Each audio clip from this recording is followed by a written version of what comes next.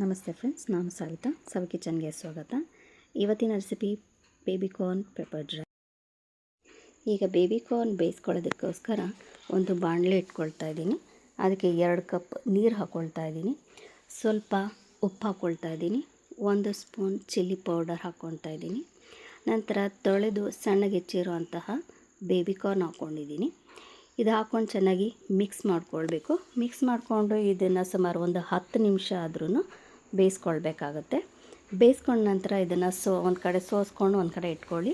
ಈಗ ಬೇಬಿಕಾರ್ನ್ಗೆ coat ಮಾಡ್ಕೊಳ್ಳೋದಕ್ಕೋಸ್ಕರ cornflour 3 spoon, ಮೈದಾ 3 spoon ಮತ್ತು rice floor ಅಕ್ಕಿ ಹಿಟ್ಟನ್ನು 2 ಸ್ಪೂನ್ ಹಾಕ್ಕೊಳ್ತಾ ಇದ್ದೀನಿ.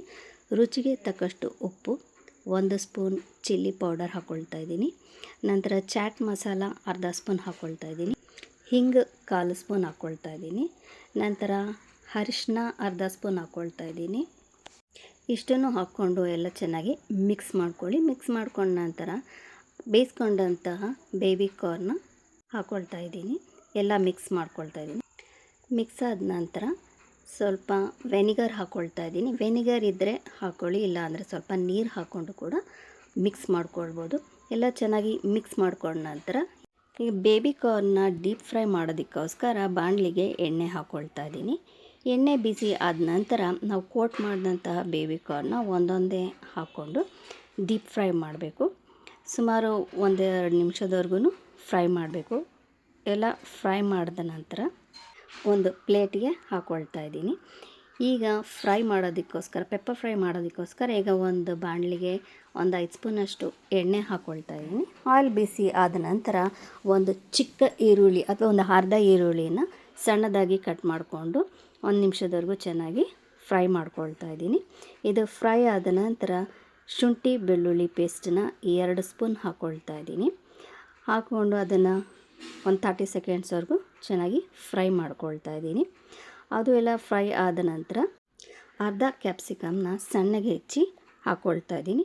ಅದು ಕೂಡ 1 ನಿಮಿಷದವರೆಗೂ ಚೆನ್ನಾಗಿ ಫ್ರೈ ಮಾಡ್ಕೊಳ್ಳಿ. ನಂತರ ಬ್ಯಾಡಗಿ ಮೆಣಸಿನ್ಕಾಯಿ ಪೇಸ್ಟನ್ನು ಅರ್ಧ ಸ್ಪೂನ್ ಹಾಕ್ಕೊಳ್ತಾ ಇದ್ದೀನಿ.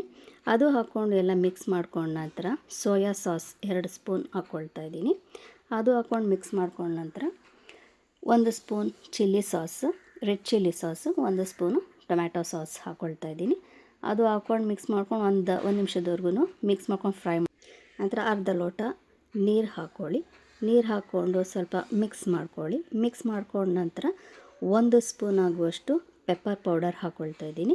ಪೆಪ್ಪರ್ ಪೌಡರ್ ಹಾಕ್ಕೊಂಡ್ಮೇಲೆ 1-2 ನಿಮಿಷ ಚೆನ್ನಾಗಿ ಕುದಿ ಬರಬೇಕು. ಚೆನ್ನಾಗಿ ಅದು ಕುದಿ ಬಂದ ನಂತರ ನಾವು ಡೀಪ್ ಫ್ರೈ ಮಾಡ್ಕೊಂಡಂತಹ ಬೇಬಿಕಾರ್ನ್ ಏನಿದೆ ಅದನ್ನು ಈಗ ಹಾಕ್ಕೊಳ್ತಾ ಇದ್ದೀನಿ.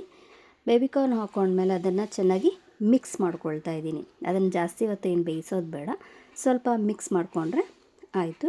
ಮಿಕ್ಸ್ ಮಾಡ್ಕೊಂಡ ನಂತರ 2 ಸ್ಪೂನಷ್ಟು ಪೆಪ್ಪರ್ ಪೌಡರ್ ಹಾಕ್ಕೊಳ್ತಾ ಇದ್ದೀನಿ. ಪೆಪ್ಪರ್ ಪೌಡರ್ ಹಾಕ್ಕೊಂಡ್ಮೇಲೆ ಅದು ಡ್ರೈ ಆಗೋ ರೀತಿಯಲ್ಲಿ ಮಿಕ್ಸ್ ಮಾಡ್ಕೊಳ್ಬೇಕು. ಮಿಕ್ಸ್ ಮಾಡ್ಕೊಂಡ ನಂತರ ಈಗ ಡೀಪ್ ಫ್ರೈ ಮಾಡಿದಂತಹ ಕರಿಬೇವಿನ ಸೊಪ್ಪನ್ನು ಹಾಕ್ಕೊಳ್ತಾ ಇದ್ದೀನಿ. ಈಗ ಹಾಕ್ಕೊಂಡು ಮಿಕ್ಸ್ ಮಾಡಿದ್ರೆ ಅದು ಬೇಬಿಕಾರ್ನ್ ಪೆಪ್ಪರ್ ಡ್ರೈ ರೆಡಿಯಾಗಿದೆ. Thanks for watching friends. Please subscribe ಮಾಡಿ.